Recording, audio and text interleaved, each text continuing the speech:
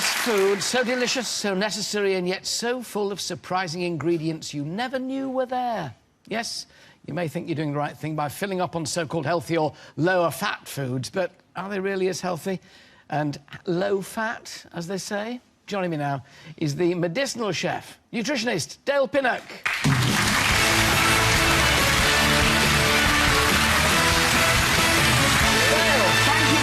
See you. Now, it is this thing, we like to think we eat healthily and wholesomely, but are we not always right in our choices of things? Very often the labels can be quite confusing. I think In that's what the way? problem. Because we've just had these government edicts out now saying they've got to be clearer, you know, red light don't, Very green often light do. they'll focus on one thing but then neglect to tell you other elements. Right, let's have a look at what we've got. We've got here margarine versus butter. Now, they tell us there's too much fat in butter. People my age, risking high cholesterol with a soup they can almost still do up, should not eat butter. We should have margarine with... Well, for a long time we have been told that we need to reduce saturated fat, which is obviously good advice. But the unfortunate thing is we've then gone on to consume far too much in the way of vegetable oil. Most vegetable oils are very, very high in something called omega-6. Yeah.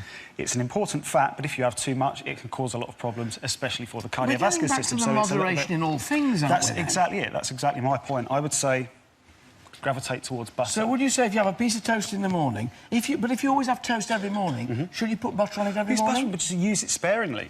Right. Just don't ladle it on. But we do know what's in butter. There's such a list Exactly. of things Yes, in there's there. saturated fat, but your body knows how to process it. If you have too much, it's a problem. But as Right. long as you're wise with what you're taking in, it's not necessarily an issue. So could I get through half of one of those a week without too much bother? Yeah, and that's quite a small Well, amount. that's quite small amounts. Very good. Are you feeling better already? OK. Milk. Now, you know, we all used to get gold... Well, we didn't get it, but I used to look at posh people who got gold tops. But we did used to get ordinary milk that had sour cream on the top. And you either shook it up, or if you were naughty like me, you had it on your cornflakes, that top bit. And now we're all on semi-skimmed, it seems. Absolutely. Again, we've kind of gone towards this low-fat option. The thing is, there's some really important nutrients within the fat in milk. Vitamin D is the big one.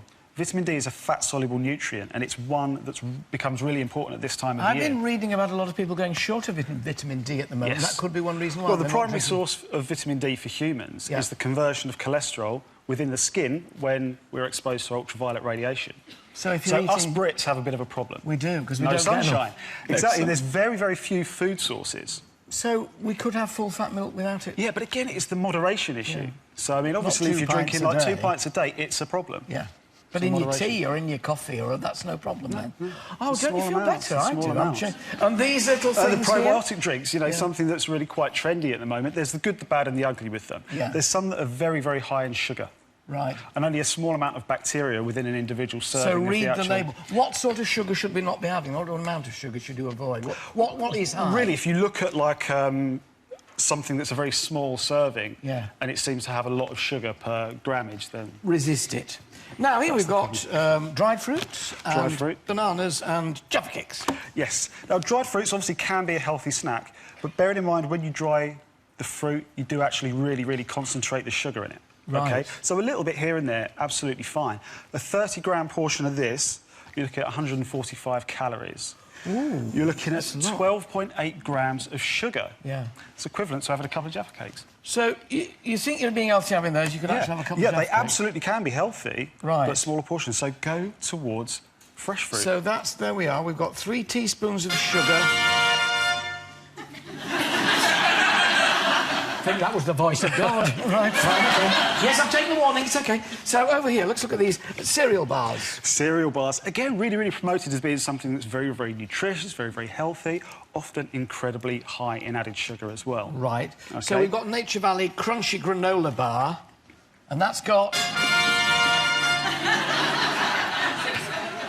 Very good at this. But again, there's good and bad within these. You know, get down to a health food store, look for some of these, like, really, really nice natural options, things like this, that don't have the added sugar. They're just made out of, like, ground nuts and seeds and taste equally as good. Right, so keep looking. Now, we get on... What have we got over here? Real big one, ready meals. Yes. Now, a lot of low-fat ready meals, you know, low-fat written all over the front. When you take the fat out of it, you have to replace it with something. Otherwise, you've nothing to eat. Well, the whole texture and palatability... No. It's true, you've got to eat something, take it out, we're going to put back in. Take the fat out and the texture of the food changes. Yes. So very often, sugar is added to increase the palatability, and then other thickening agents.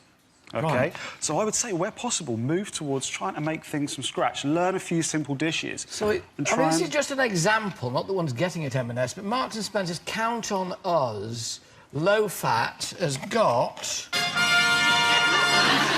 Yeah, good at this now. 3.5 teaspoons of sugar, 6.4 grams of fat.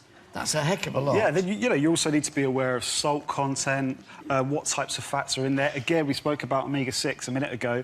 A lot of ready meals are very, very high in omega-6, which can cause problems in the body as well. So just try and, learn a few basic dishes and just get good at preparing foods from scratch where possible. If I can be personal here, I try and be good about it. I mean, I love bacon and eggs, don't you? Hands up, shout, who loves bacon and eggs?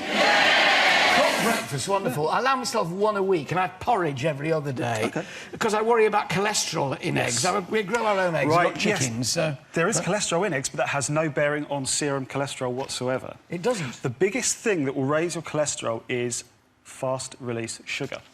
And blood sugar gets from? That comes from white bread, white rice, white pasta, sugar that you put into your tea. So the pasta, this is what... Yeah, so go for wholemeal pastas, People brown don't think of cholesterol in pasta, Well, no, do they? it's not that there's cholesterol in it. The thing is, it will send your blood sugar up very, very high. Yeah. Your body needs to lower it really, really quickly. The easiest way for it to do that is convert it into fat, which then makes your blood fats go up. Knock-on effect of that is raised cholesterol. So the bottom line is, how often a week am I allowed bacon and eggs? It depends what else you're eating as well. A balanced diet. A balanced diet, well, no. Variation is the key as well, so a couple of times a week and then balance it out with other sites and meals. A couple of times a week. Wonderful. Right. So just eat a balanced diet. There are lots of other different products with lots of different things. Just check the packaging on everything. And as he says, balance and moderation, everything. My thanks to Dale Pinnock.